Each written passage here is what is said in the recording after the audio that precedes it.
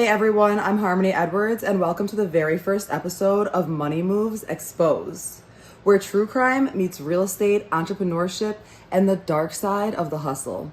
I've been in real estate for years now and I've also survived DV. So when I say safety isn't just a tip, it's a lifestyle, I mean it from experience. Here, we're diving deep into cases that shook communities, ruined reputations, and sometimes still haunt us decades later.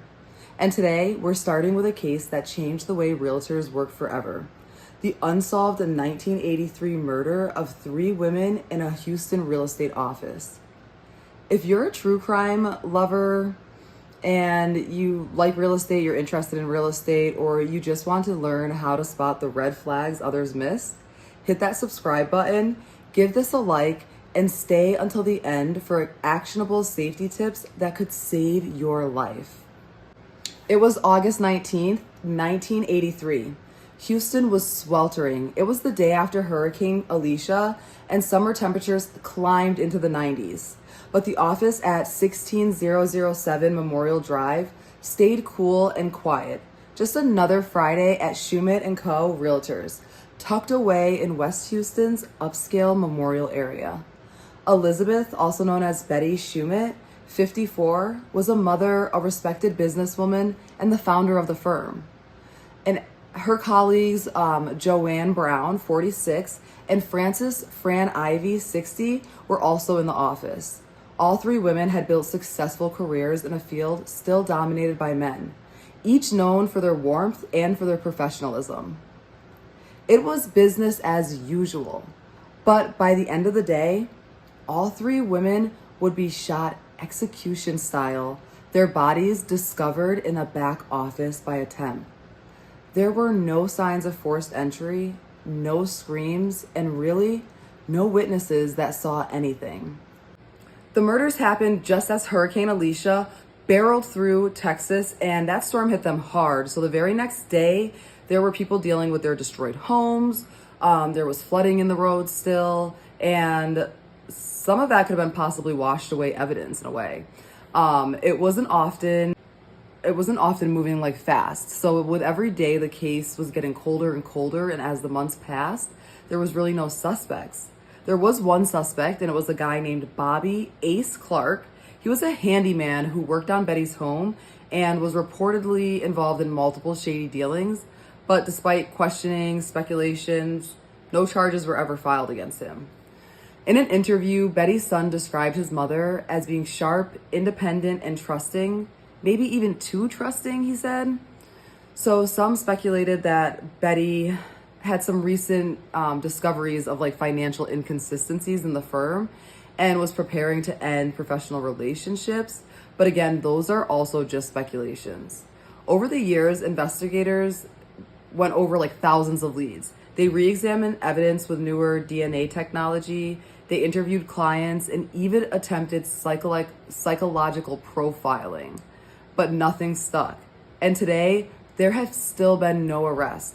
I found an interview with Fran's daughter, Helen, from 2023 when she turned 60, basically saying that they're still looking to crowdfund to figure out how they can get the evidence reevaluated and maybe use better technology to go back in time 40 years now and figure out what happened to her mother when she was only 20 years old. She's 60 now, and the case is still not solved. The horror unfolded later that afternoon when a temp receptionist arrived at the office around 6:30 p.m. It was quiet as she entered, and she found these 3 established women unalive in a horrific, disturbing scene. Betty, Fran, and JoAnn had been lined up and shot once each in the back of the head in what investigators described as a cold and calculated execution. Fran was alive, but she was barely holding on. Early reports stated that there may have been bound with window blind cords, a detail that really seemed to shock Houston's real estate community. I just want to note that this was an example detectives used to explain how they may have been tied, and I actually couldn't find anything to confirm that this was the actual item or a picture, but I'm gonna post a picture here so you can kind of get an idea of what I'm talking about.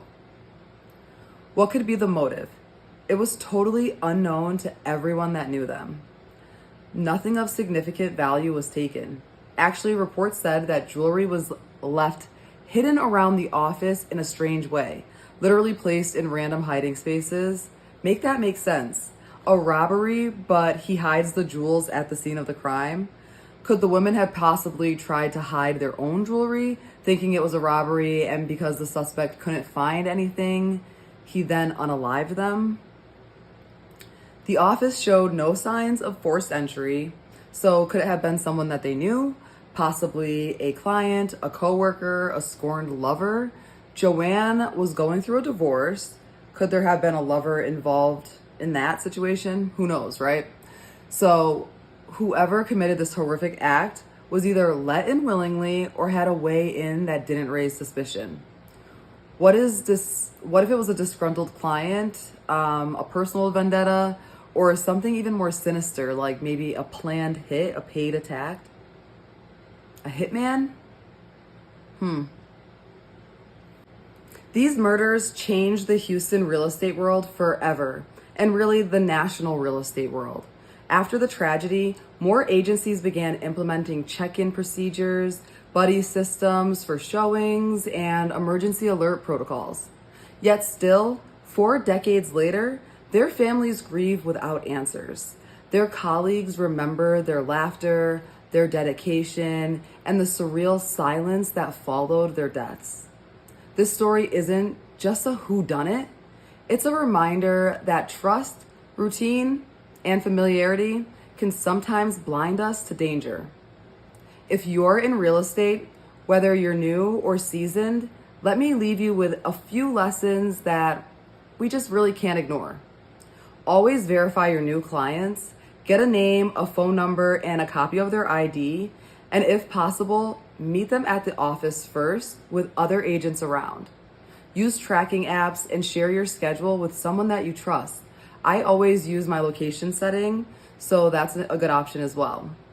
Don't work alone if you could avoid it, especially for last-minute showings with people that you really don't know. Listen to your gut. If it feels off, it probably is. And above all, know that what happened to Betty, JoAnn, and Fran was not their fault. These women were smart, capable, and cautious. Someone took advantage of their trust, and justice is still overdue.